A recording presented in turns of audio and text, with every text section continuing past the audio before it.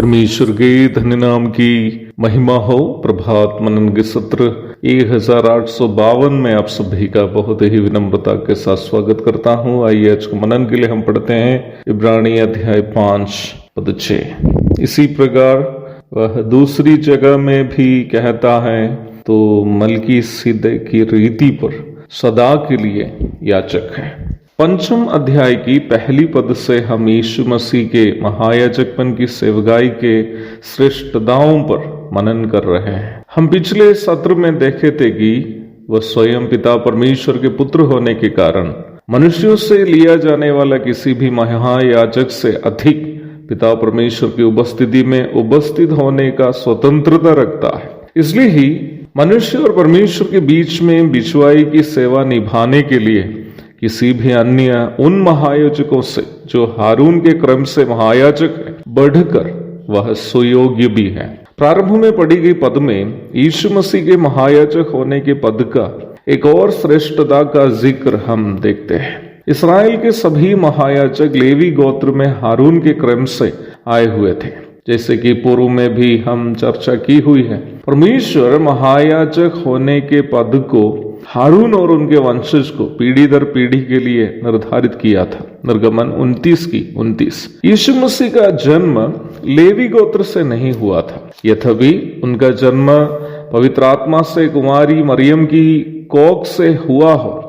उनके तथाकथित पिता यूसुफ यहूदा गोत्र का होने के कारण इस्राएलियों के संस्कृति के अनुसार यीशु मसीह को भी यहूदा गोत्र के वंशज के रूप में ही गिना गया। लूका 2:4, मत्ती अध्याय 1 पद 1 से 16 तक। और प्रभु का जन्म यहूदा गोत्र से होना भविष्यवाणियों का पूर्तिकरण भी था। मीका अध्याय 4 पद 5। उस हिसाब से देखने पर महायाजक की सेवा निभाने के लिए यीशु मसीह अयोग्य है। परंतु प्रारंभ में पढ़ी गई पद में हम देखते हैं कि यीशु मसीह के याजकपन का पद हारून के क्रम से भी श्रेष्ठ याजकपन का पद है, क्योंकि वह मलकीसिदक के क्रम में परमेश्वर के द्वारा नियुक्त महायाजक है। प्रारंभ में पढ़ी गई पद भजन 110 की 4 का, भजन अध्याय 10 की पद 4 का उदाहरण है। मलकीसिदक के वंशावली के बारे में वचन में जिक्र नहीं है, इब्रानी 7 की 3।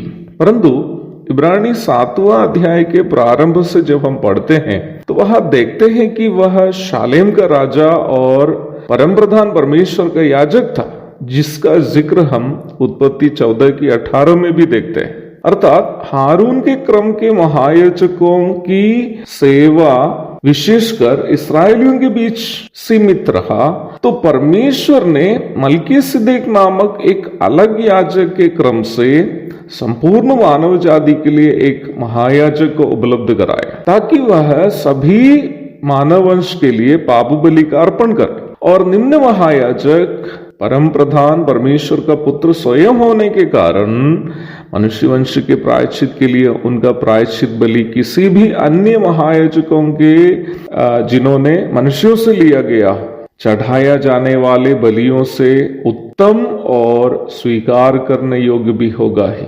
और इसलिए हम इस बात पर पूर्ण यकीन अवश्य कर सकते हैं कि यीशु मसीह के द्वारा एक महायाजक के रूप में अर्पण किया गया बलि अवश्य हमारे सब पापों से हमें शुद्ध करता है। प्रभु दया करे इस अध्ययन को हम कल भी जारी रखेंगे। तब तक के लिए आपसे विदा हो जाता हूँ। प्रभु आप सबको आशीष दे। आमीन।